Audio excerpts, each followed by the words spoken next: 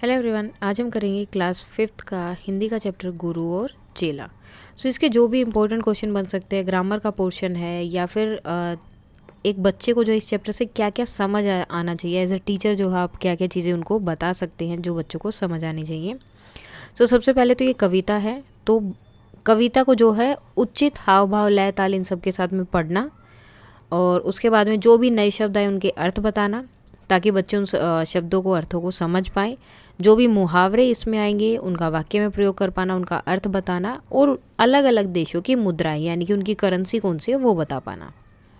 अब सबसे पहले नए शब्द हैं। नए शब्द क्या क्या हैं? चमाचम, सुयश, विवश, हाट, हाट का मतलब बाजार था, खता, गफलत, मशक, अनभुज, भाजी, संतरी, शरारत, मुहूर्त, प्रजा, कारीगर, फांसी, डगरी, भिश्ती और ग्वालिन।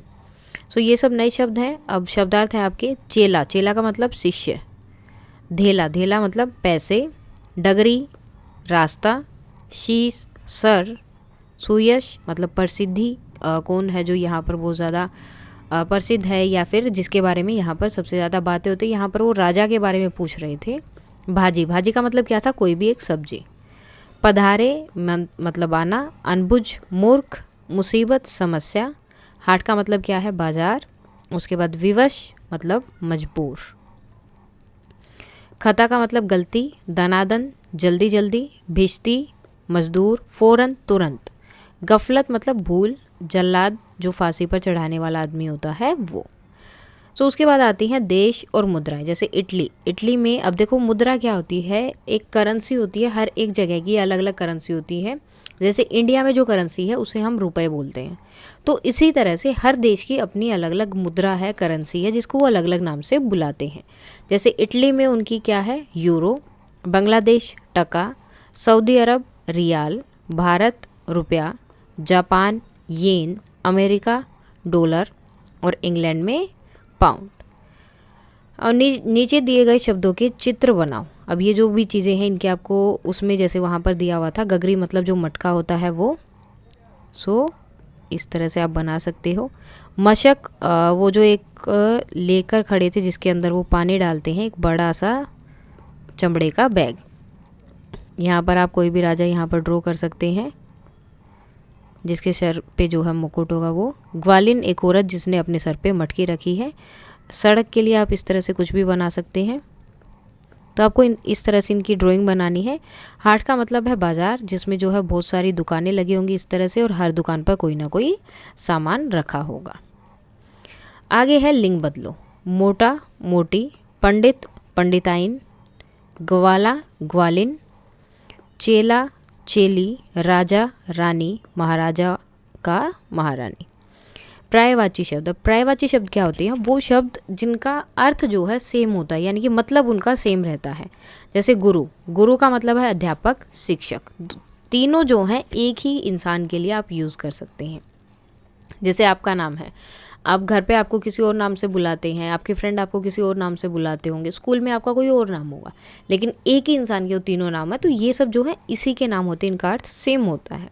अनबुझ मूर्ख या बेवकूफ़।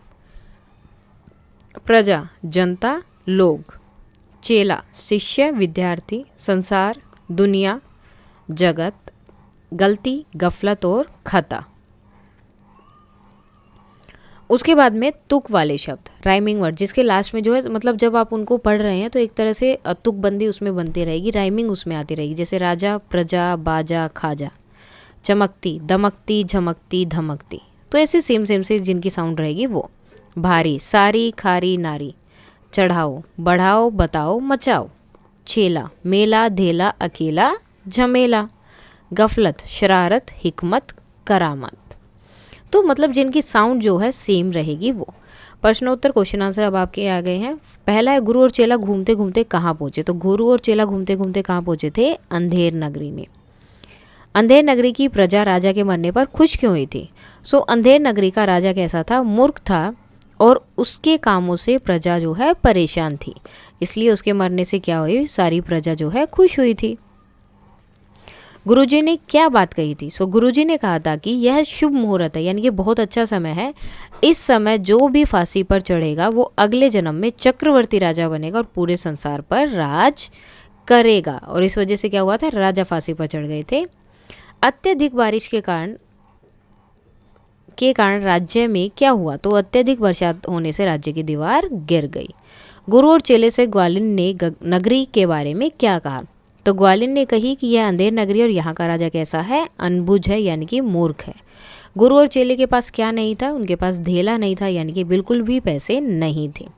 अंधेर नगरी, चौपट राजा, टके सिर भाजी, टके सिर काजा, इस लोकोक्ति का अर्थ क्या है?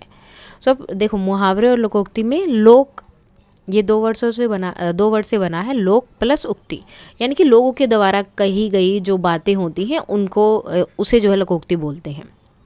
सो अब क्या है इसका मतलब कि मूर्ख राजा के कारण राज्य में कुशासन और अव्यवस्था फैली हुई है। तो सब चीज़ें सब बराबर हैं वहाँ पर।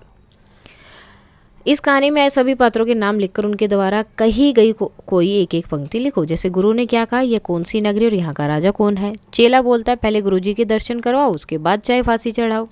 ग्वालिन, यह अंधेर नगरी और यहाँ का राजा अनबुझ। राजा, यह दीवार क्यों और किसने गिराई? संतरी, यह दीवार पहले से ही कमजोर बनी थी। कारीगर, यह भिश्ती की गलती है, उसने ही गारा गीला किया। भिश्ती, यह मशक वाले की गलती है, जिसने मशक को बनाया। मशक वाला, यह मंत्री की गलती है, उसने बड़े जानवर का चमड़ा दिलाया। अगर छोटे जानवर का दिलाता तो मशक छोटी बनती, अब बड़े जानवर का था तो मशक क्या हुआ, बड़ी बनी। सो कोई भी आप एक सेंटेंस लिख सकते हैं उनसे रिलेटेड, जरूरी नहीं कि यही लिखना, आप कोई भी एक, इस पूरी पोएम में जो भी आया है कोई भी एक सेंटेंस उनसे रिलेटेड यहाँ पर लिख सकते हैं। सो ये था आपका चैप्टर गुरु और चेला के क्वेश्चन आंसर, वर्ड मीनिंग वगैरह सब। इसमें कोई भी डाउट है तो आप कमेंट करके बता सकते हैं। और अगर आपको ये पीडीएफ चाहिए तो टेलीग्राम चैनल पर मिल जाएगी, एंड उसका लिंक जो है मैं डिस्क्रिप्शन में डाल दूंगी। And that's all for today, and please like share and subscribe. Thank you.